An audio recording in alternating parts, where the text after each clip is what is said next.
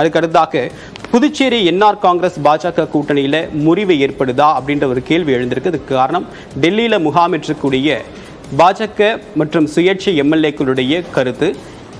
NR Congress எங்களுடைய பேச்சை கேட்காமலே எங்களுடைய கூட்டணி தர்மத்தை பின்பற்றுவதில்லை, ஊழல் குற்றச்சாட்டுகள் நிறைய இருக்கு, அதன் காரணமாக தான் மக்களவைத் தேர்தலில் தோல்வியுற்றோம் அப்படின்ற ஒரு புகார் பட்டியலோட டெல்லி தலைமைக்கு பாஜக தலைமைக்கு ஒரு புகார் பட்டியலை கொடுத்திருக்காங்க.